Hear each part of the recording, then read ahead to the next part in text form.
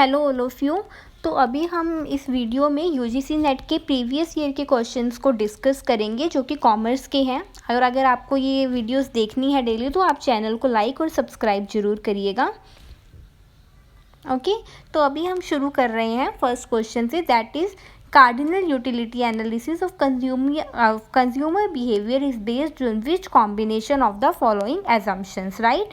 तो फर्स्ट जो है यहाँ पर दे रखे हैं utility is measurable in terms of cardinal number, right, क्योंकि हम कार्डिनल नंबर एनालिसिस की बात कर रहे हैं तो कार्डिनल नंबर ही पे ही उसको बेस का मेजरेबल करेंगे, इसको मेजर करेंगे। तो ये इसकी फर्स्ट एसम्पशन होती है। It is based on Gaussian first law of consumption, हाँ जी, क्योंकि वो भी ये बात कहता है गॉसन का फर्स्ट लॉ में in case of one commodity में यही होता है कि जो मार्जिनल यूटिलिटी है किसी प्रोडक्ट की वो तब इक्वल आएगी जब हम उसके प्राइस के इक्वल आ जाएंगे, राइट।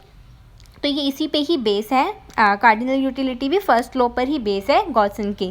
अब सेकंड पॉइंट है constancy of the marginal utility of money. देखो, marginal utility of money constancy का मतलब यहाँ पर ये है कि जो भी हमारी यूटिलिटी है, चाहे वो किसी कोई भी प्रोडक्ट का जो हमारी क्वांटिटी है, क्वालिटी है, उसका साइज़ है, वो हम चेंज नहीं कर रहे हैं, उसको हम कांस्टेंट वही सेम लेकर चल रहे हैं। क्योंकि अगर हम क्वालिटी अकॉर्डिंगली प्रोडक्ट को चेंज कर देंगे तो फिर ये जो एनालिसिस है ये ठीक नहीं होगा। तो ये हमारी एजम्पशन मतलब इसमें ये एजम्पशन हमारी रहेगी कि कॉन्स्टेंसी होनी चाहिए। अगर हम चेंज कर देते हैं तो फिर अप्रोच सही नहीं रहेगी। तो फर्स्ट, सेकंड और फोर्थ जो है हमारी क्या है, एजम्पशन है मार्जिनल यूटिलिटी एनालिसिस के लिए। तो ऑप्शन नंबर 1 बिल्कुल सही होगा इसके लिए कहना। और जो थर्ड ऑप्शन है that is utility of different goods are interdependent. तो यहाँ पर ये लोग बोल रहे हैं कि अलग अलग गुड्स के जो यूटिलिटी होएगी, जो सेटिस्फेक्शन होएगी, वो इंटरडिपेंडेंट होएगी। इंटरडिपेंडेंट मतलब एक दूसरे पर डिपेंड होएगी, जबकि ऐसा नहीं होता है। हर प्रोडक्ट की अलग अलग यूटिलिटी इंडिपेंडेंट रहती है। इंडिपेंडेंट मतलब एक दूसरे पर डिपेंड नहीं रहती, अलग अलग रहती है। तो यहाँ इन्होंने इंटरडिपेंडेंट वर्ड यूज़ कर दिया, जो कि ये कह रहे हैं कि बेस रहेगी एक दूसरे पर, उनकी यूटिलिटी डिपेंड रहेगी। तो ये बात गलत है, तो ये एजम्पशन नहीं है। तो थर्ड को हम एजम्पशन नहीं मानेंगे। अब हम बात करते हैं क्वेश्चन नंबर 2 की, जिसमें लिखा हुआ है कि हमें कुछ वैल्यूज़ दे रखी है, म्युनिसिपल वैल्यू और फेयर वैल्यू। तो इस क्वेश्चन में हम क्या करेंगे, यहाँ मैंने प्रोसीजर नहीं लिखा हुआ है, स्टेप नहीं लिखा है, तो मैं बोल रही हूँ अगर आप लोगों को लिखना है तो यू कैन राइट कि हमें क्या करना होता है। सबसे पहले हमें एक्चुअल रेंट को, जो हमारा नेट एनुअल वैल्यू होती है, उसको निकालना होता है, जो कि कैसे निकलता है। फर्स्ट इसके 3 स्टेप्स रहेंगे। तो पहला हमारा है म्युनिसिपल वैल्यू को फेयर रेंट के साथ कंपेयर करना और ग्रेटर वाली वैल्यू को ले लेना। तो हम इन दोनों को कंपेयर कर रहे हैं और ग्रेटर वैल्यू को ले रहे हैं। इसमें हमारा फेयर रेंट की वैल्यू आई है 1,80,000। अब इस ग्रेटर वैल्यू को हम करेंगे स्टैंडर्ड रेंट के साथ कंपेयर और लोअर वैल्यू लेंगे। ओके, पहले दोनों केसेस में हमने म्युनिसिपल और फेयर रेंट को कंपेयर करा और ग्रेटर वैल्यू ली। अब ग्रेटर वैल्यू को स्टैंडर्ड रेंट के साथ कंपेयर करेंगे और लोअर वैल्यू को लेंगे। तो 180 और 160 में लो कौन सी आई है, ये वाली वैल्यू आई है स्टैंडर्ड रेंट की, दैट इज 1,60,000। तो ये हमारा एक्सपेक्टेड रेंट हो जाएगा। इतने से ये 2 प्रोसेस के बाद हमारा एक्सपेक्टेड रेंट आ गया 1,60,000। अब हमारा थर्ड स्टेप कहता है कि एक्सपेक्टेड रेंट को एक्चुअल रेंट के साथ कंपेयर करो। ओके, तो इस क्वेश्चन में हमारा एक्चुअल एक्सपेक्टेड रेंट तो है 1,60,000 और एक्चुअल रेंट है 20,000 पर मंथ, जिसको हमने 2,40,000 पर ईयर के अकॉर्डिंग 12 से मल्टीप्लाई करके कर दिया है, राइट। अब एक्चुअल रेंट 2,40,000 है तो ठीक है, लेकिन यहाँ पर हमें आगे ही क्वेश्चन में, आपको मैं अभी दिखाऊंगी, अनरियलाइज रेंट करके एक वैल्यू दे रखी है। तो हमें वो रेंट में से, क्योंकि एक्चुअल रेंट 2,40,000 है बट अनरियलाइज रेंट भी है कुछ, दैट इज़ 40,000, तो वो वैल्यू हमें माइनस कर लेनी है यहाँ से, दैट इज़ 2 लाख। तो अब हम अपने एक्सपेक्टेड रेंट को, जो हमारा 1,60,000 आया है, उसको क्या करेंगे, एक्चुअल रेंट के साथ कंपेयर करेंगे। और एक्चुअल रेंट हमारा 2 लाख आया है यहाँ पर अनरियलाइज रेंट को माइनस करके। तो विच एवर इज ग्रेटर आप वो ले लीजिए। यहाँ पर आया एक्चुअल रेंट 2 लाख रुपए और इन दोनों में से बड़ा भी 2 लाख, ये एक्चुअल रेंट वाली वैल्यू है। तो हमारी अभी ग्रोस एनुअल रेंट आ गया है, that is 2 lakh rupees. Okay, तो अब हम क्वेश्चन को आगे दिखा देती हूँ मैं आपको। इसके आगे क्या दे रखा है क्वेश्चन में, हमें आगे प्रोवाइडेड है गिवन इन्फॉर्मेशन में कि म्युनिसिपल टैक्स भी हमें कैलकुलेट करना है, that is 20% of municipal value. कितना है, 20% म्युनिसिपल वैल्यू का। म्युनिसिपल वैल्यू 1.5 लाख रुपये गिवन थी क्वेश्चन में, 1.5 लाख का 20% 30,000 हो जाएगा। और अनरियलाइज रेंट जो कि 40,000 है, जिसका ट्रीटमेंट मैं आपको पीछे बता चुकी हूँ कि कैसे करना था। एक्चुअल रेंट में से हमने अनरियलाइज रेंट को माइनस कर दिया था यहाँ। ओके, तो अब हमारा आ गया है 2,00,000 रुपीज़ ये ग्रोस, और ग्रोस में से जब हम टैक्स माइनस कर देंगे 30,000 का, तो हमारी नेट एनुअल वैल्यू 1,70,000 आ जाएगी। तो आप देख लीजिएगा कि कौन सी ऑप्शन में 1,70,000 वैल्यू गिवन है, दैट इज ऑप्शन नंबर 4 में। ओके, तो हम नेक्स्ट क्वेश्चन पे मूव करते हैं, that is assertion is given technological change and skill requirement have been made a subject of investigation in an organisation. हाँ जी, ऑर्गेनाइजेशन में ये चीज़ें अब बहुत इंपॉर्टेंट, बहुत मैटर करने लगी है जैसे जैसे डेवलपमेंट हो रहा है बड़ी तेज़ी से, कि क्या है इसमें टेक्नोलॉजिकल चेंज और उसके रिगार्डिंग जो भी हमारे स्किल्स की रिक्वायरमेंट होनी चाहिए। तो ये एक टॉकेटिव वो है, कह सकते हैं हम, इशू है ये।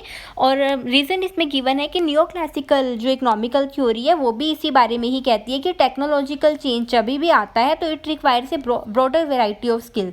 इसमें हमें बहुत सारी स्किल्स वर्कर्स के द्वारा जो है स्किल्स की रिक्वायरमेंट होएगी, इनको अप्लाई टेक्नोलॉजी को यूज़ करने के लिए, अप्लाई करने के लिए। तो ये भी बिल्कुल सही है और एजर्शन को क्या कर रहा है, परफेक्टली एक्सप्लेन भी कर रहा है। तो इसमें हमारा ऑप्शन नंबर 4 हो जाएगा ये, कि दोनों स्टेटमेंट ट्रू है और एजर्शन और रीजनिंग दोनों ट्रू है और राइट एक्सप्लेनेशन है रीजन एजर्शन का। ठीक है, क्वेश्चन नंबर 4 पे मूव करते हैं हम। Which one of the following is not the fund based business of commercial bank. तो देखिए, कॉमर्शियल बैंक की जितनी भी एक्टिविटीज़ होती हैं वो फंड बेस्ड रहती हैं, बट कुछ एक्टिविटीज़ वो भी होंगी जो फंड बेस्ड नहीं होंगी। अभी हम ऑप्शंस में देख लेते हैं। आरटीजीएस और नेफ्ट ट्रांजेक्शन, जो कि आपको पता है, इसमें हम फंड्स को ट्रांसफ़र करते हैं। एक्सेप्टेंस ऑफ डिपॉजिट में भी फंड आता है, ओवरड्राफ्ट फैसिलिटी में भी फंड, मतलब नेगेटिव बैलेंस पड़ा है फंड का। तो ये सारी चीज़ें फंड से रिलेटेड है और क्वेश्चन में नोट पूछा है। तो ऑप्शन नंबर 4 हो जाएगा issuance of letter of credit. इसमें कॉमर्शियल बैंक जो है, जब हम कोई भी कुछ भी ट्रांसफ़र करवाते हैं शिप एजेंसी के थ्रू, जो भी हम आगे अपना सामान भिजवाते हैं, तो हमारा कॉमर्शियल बैंक हमें एक लेटर ऑफ क्रेडिट इशू करके देता है, जिसमें सिर्फ ये इशू कर रहा है क्रेडिट, इसमें फ़ंड का कोई काम नहीं है, राइट। तो इसमें ही तो यही ऑप्शन हो जाएगा, यही ऑप्शन हो जाएगा, issuance of letter of credit is not the fund based business. Okay, तो अब हम मूव करते हैं क्वेश्चन नंबर 5 की ओर, जो कि है इसमें हमारे को स्टेटमेंट 1 में ऑर्गेनाइजेशन की डेफिनेशन गिवन है। Identifiable group of people contributing their effort towards attainment of goal is called organisation. तो ये डेफिनेशन बिल्कुल ठीक है, आपके स्टेटमेंट 1 बिल्कुल ट्रू है यहाँ पर। अगला दे रखा है, in a broader sense, organization refers to the relationship between the various factors present in a given endeavor। ठीक है, ये भी बिल्कुल सही कह रहा है कि ऑर्गेनाइजेशन में जितने भी हमारे फैक्टर्स होती हैं, इंटरनल या एक्सटर्नल, उसके साथ रिलेशनशिप बनाना बहुत ज़रूरी होता है। ऑर्गेनाइजेशन को देखना, उसको समझना, तो ये बहुत ज़रूरी है। तो दोनों ही स्टेटमेंट क्या है, ट्रू है यहाँ पर। ऑप्शन नंबर 3 आपका आंसर हो जाएगा। अभी हम क्वेश्चन नंबर 6 में जा रहे हैं, that is statement 1 is the geometrical mean of the two regression coefficient of X and Y variable gives the value of coefficient of correlation. हाँ जी, बिल्कुल सही कह रहे हैं। ये आर जो है ये इसी के ही इक्वल होता है। ज्योमेट्रिकल मीन जब हम लेते हैं, ये B X Y multiply B Y on X. ठीक है, ये एक्स है, तो एक सेकेंड,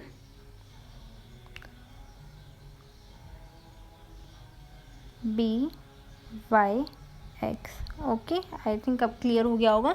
तो कोफिशिएंट ऑफ कोरिलेशन की वैल्यू यही आती है जो टू रिग्रेशन कोफिशिएंट का मल्टीप्लिकेशन करके आता है, राइट। तो ये आता है the geometrical mean of the two regression coefficient of X on Y and Y on x variable gives the value of correlation of coefficient. तो ये स्टेटमेंट हमारी ट्रू बैठ रही है। अगला है, if the population distribution is not normal. अगर population, देखिए दो केस होती हैं स्टेटमेंट 2 में। अगर पॉपुलेशन डिस्ट्रीब्यूशन नॉर्मल है तो हमें नंबरिंग का कुछ नहीं करना होता, सैम्पल साइज का कोई काम नहीं होता, हमारी सैम्पलिंग डिस्ट्रीब्यूशन भी नॉर्मल ही आएगी। ओके, अगर पॉपुलेशन डिस्ट्रीब्यूशन नॉर्मल है तो सैम्पलिंग डिस्ट्रीब्यूशन भी नॉर्मल आएगी regardless of sample size. But in case of population distribution is not normal, अगर नॉट नॉर्मल है, यहाँ पर नॉर्मल नहीं है, तो दो केस हो जाएंगे। First case sample distribution normal आ भी सकता है और second case sample distribution normal नहीं भी आ सकता।